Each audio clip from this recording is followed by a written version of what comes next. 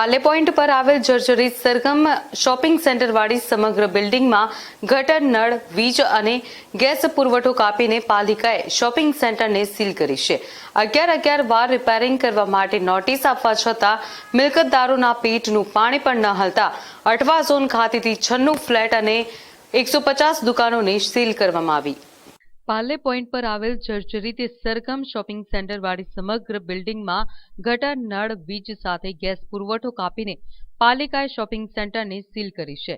11 વાર રિપેરિંગ કરવા માટે નોટિસ આપવા છતાં મિલકતદારોના પેટનું પાણી ન હલતા અઠવા ઝોન ખાતેની 96 ફ્લેટ તથા 150 દુકાનોને સીલ કરવામાં આવી છે.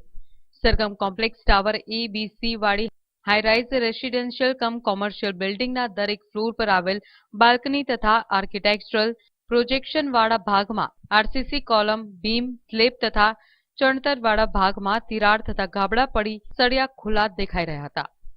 બિલ્ડિંગ જર્જરિત થતા અહીંયા રહેનાર રહીશોની સાથે રસ્તેથી અવરજવર કરનાર લોકોને નુકસાન પહોંચે તેવી શક્યતાઓ હતી, જેથી પાલિકાએ મકાનને રિપેર કરવા માટે નોટિસો આપી હતી, પરંતુ મિલકતદારોએ વખતોવખત આપેલી નોટિસને ઘોડીને પી ગયા હતા.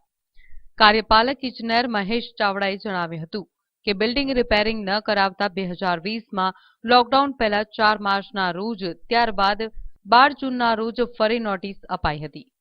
આમ અત્યાર સુધીમાં કુલ 11 વખત રિમાઇન્ડિંગ નોટિસ આપવા છતાં મિલકતદારોએ રિપેરિંગ ન કરાવીને સ્ટ્રક્ચર સ્ટેબિલિટી રિપોર્ટ રજૂ ન કરતા બુધવારે અઠવા ઝોનની ટીમે આ બિલ્ડિંગમાં નળ, ગટર જોડાણ કાપવા સાથે વીજ તથા ગેસ પુરવઠો બંધ કર્યો હતો.